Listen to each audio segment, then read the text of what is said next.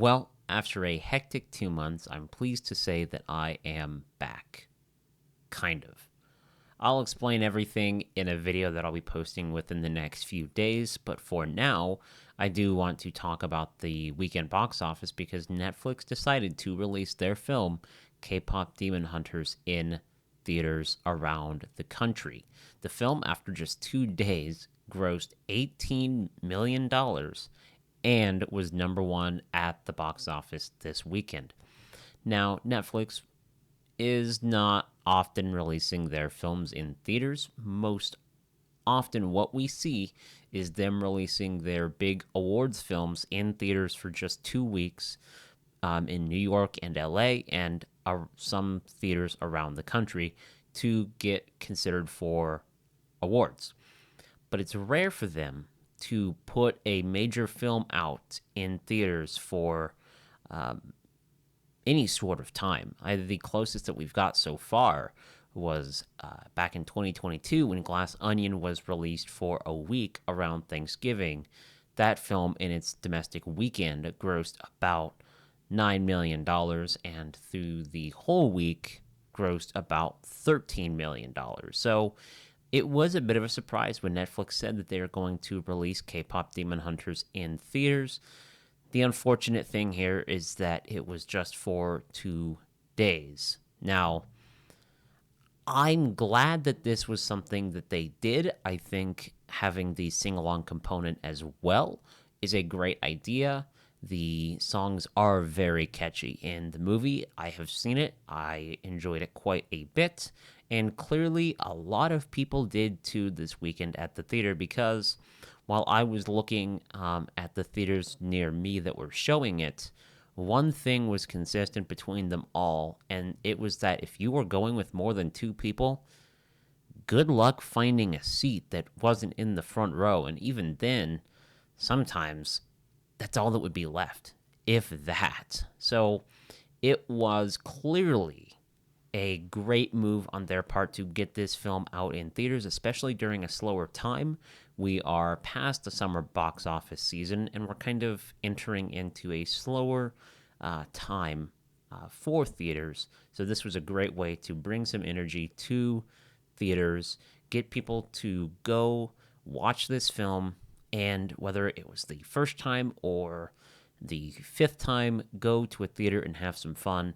I didn't go see it in theaters, but I do know some people who did, and apparently the theater experience was just a lot of fun. So good on Netflix for doing this. I wish it was for longer, but anytime they decide to put a movie into theaters, I think it's a great decision. And we'll talk about this a little bit later in the video. I don't think that we're going to start to see a pattern here. I think this film is a very specific situation in which they would put it in theaters. It's done very, very well on the streaming service. It's been setting records constantly over on Netflix. And so the fact that after being on Netflix for as long as it has, it can hit theaters and still, A, become number one, and B, gross almost $20 million is exceptional. The other thing that I do want to touch on here in this video is the continued success of Zach Cregger's Weapons. Now, this is also a film that I saw. Obviously, I didn't review it. I enjoyed this film quite a bit. I think it is great. And in a year where we're having a lot of strong horror films, this certainly continues that pattern. Now, in its 3rd weekend, Weapons grossed $15 million.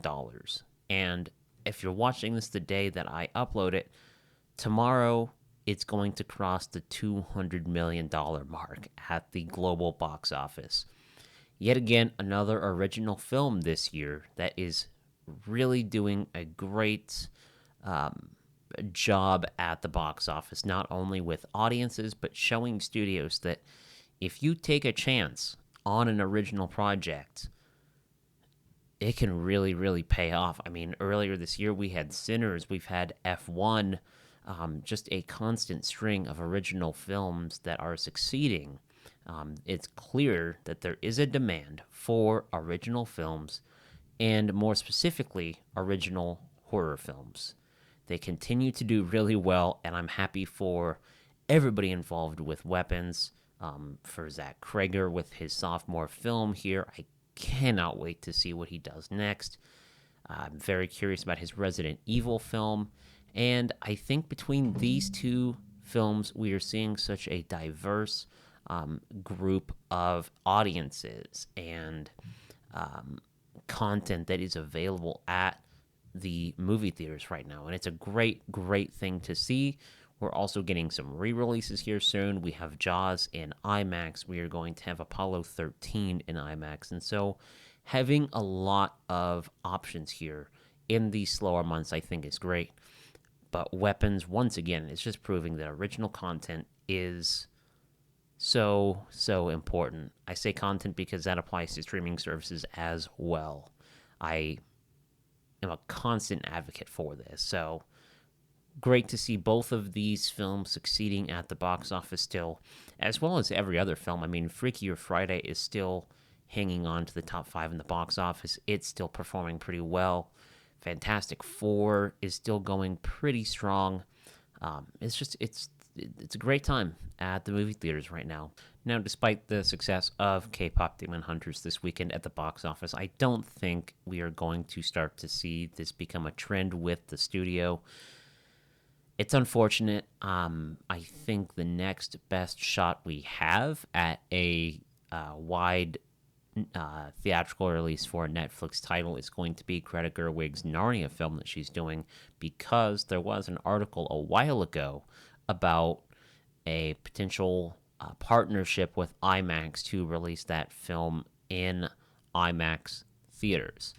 Until then, as much as I would love to see Guillermo del Toro's Frankenstein in like a Dolby Cinema or an IMAX auditorium, I just don't think that's going to happen. I'm glad that it sounds like, from what I hear, I will have the opportunity to see Frankenstein in a theater near me, which is great. But we're just not there yet, and I don't think we're really ever going to live in a world where larger, more anticipated Netflix titles do get a theatrical release. I hope I'm wrong, but I just don't think we're really going to see it. What do you think? First, did you go see K-Pop Demon Hunters in theaters? How was it? Let me know in the comments down below. And then second, do you think that because of the success of this film, are we going to see more Netflix titles get theatrical releases, even if it is just for a short time? Let me know in the comments down below. Thank you so much, as always, for watching one of my videos. I know it has been a while. I will explain in another video here very shortly. But until then, once again, thank you so much for watching, and as always, I will see you in the next one.